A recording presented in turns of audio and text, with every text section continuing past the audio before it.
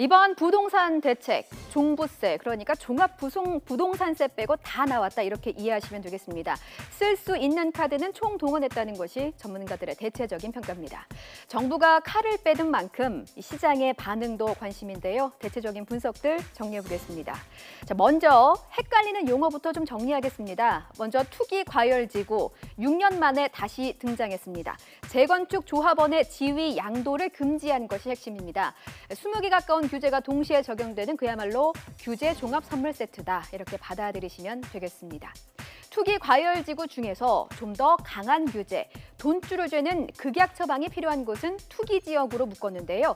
이 투기 지역에서 주택담보대출이 세대당 한 건으로 제한됩니다. 정리하면 투기 과열지구는 공급이나 청약 같은 주택시장 자체에 대한 규제라면 투기지구는 금융규제, 즉 돈을 묶는 규제로 이해하시면 되겠습니다.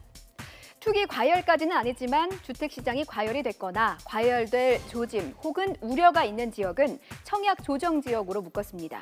청약 1순위, 재당첨 제한, 분양권 전매 제한 등의 조치가 취해집니다. 자, 이번엔 시장의 분석입니다. 단기적으로는 시장이 침체될 것이라는 전망이 우세한 상황입니다. 특히 재건축 조합원 지위 양도 금지와 청약 재당첨 금지 등의 조치가 강남권 재건축 시장을 진정시키는 데 효과를 발휘할 것이라는 분석인데요. 강남권이 잠잠해지면 다른 지역들도 열기가 식을 것이라는 기대도 반영됐습니다. 하지만 중장기적으로 실효성이 있을지는 좀 더 지켜봐야 한다는 목소리도 높습니다. 잇따른 규제의 실패로 서울을 중심으로 시장에 내성이 생겼다는 분석인데요.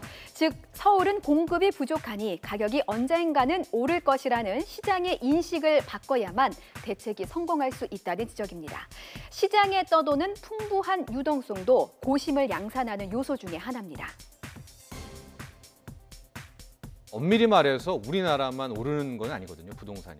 호주도 그렇고요, 영국 런던도 그렇고 전 세계적으로 지금 부동산의 버블 초입이 나오고 있는데 이게 당초에 미국이 금리 인상을 좀 세게 하겠다, 강도와 폭을 높게 하겠다라고 했는데 지금 완전히 뒤로 물러선 상황 아니겠습니까? 그러면 저금리에 그동안 찍어낸 돈들은 다시 더 머니게임을 하자라고 해서 많이 풀린 유동성에서 이유를 찾을 수가 있겠고요.